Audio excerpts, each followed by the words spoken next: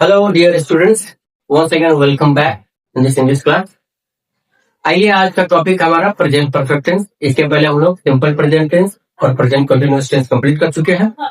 और अगर आपको उसमें किसी तरह का कोई क्वेश्चन रह गया हो, कोई तरह का डाउट रह गया हो, तो आप कमेंट्स में या मुझे दिए गए नंबर पर कॉल करके भी आप मुझसे संपर्क कर सकते हैं।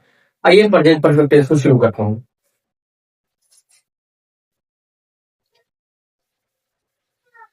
Present perfect tense. अगर किसी हिंदी वाक्य का स्ट्रक्चर ऐसा हो, जैसे देखिए कि मैं खाना खा चुका हूं, या हो सकता है कि मैंने खाना खा लिया है, ऐसा भी सेंटेंस हो जाता है। मैंने खाना खा लिया, ठीक है।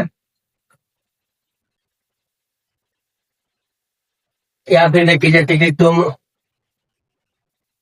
बाजार जा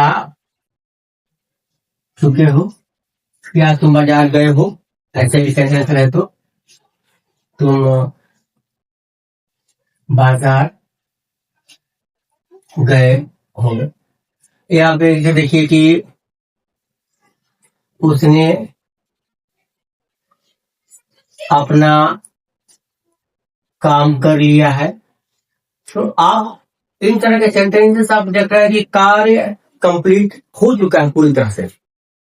तो ऐसा कोई वाक्य जिससे कि पता चले कि कार्य पूरी तरह से कंप्लीट हो चुका है, तो ऐसे सेंटेंसेस को हम सिंपल प्रेजेंट नहीं बल्कि प्रेजेंट परफेक्ट टेंस में करते हैं। प्रेजेंट परफेक्ट टेंस का स्ट्रक्चर देख लीजिए कि सबसे पहले आप सब्जेक्ट लगाएंगे, सब्जेक्ट के हिसाब से हैज और हैव, प्लस वर्ब का हमेशा थर्ड फॉर्म का ही इस्तेमाल करेंगे प्रेजेंट परफेक्ट टेंस में, और plus object plus other words. Object समझना जरूरी है कि ऑब्जेक्ट मतलब कि जो कार्य हो रहा है उस कार्य का फल जिसे बढ़ता है। जैसे कि आप देखेंगे कि उसने कर लिया, क्या कर लिया, तो अपना काम। वह खाना खा चुका है, उसने अंग्रेजी पढ़ा है, तो उसने क्या पढ़ा है, तो अंग्रेजी पढ़ा है, तो अंग्रेजी हो गया यहाँ पर ऑब्जेक्ट।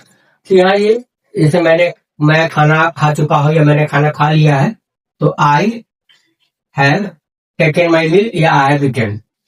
आई हैव ईटन, या आप लगा सकते हैं कि टेकन माई मील। यहाँ देख सकते हो तुम बाजार जा चुके हो, तो you have gone to market. You have gone to market, उसने अपना काम कर लिया है। He has done his work. तो इन तरह के सेंटेंसेस को आप समझ सकते हैं। अब इसी को और आपको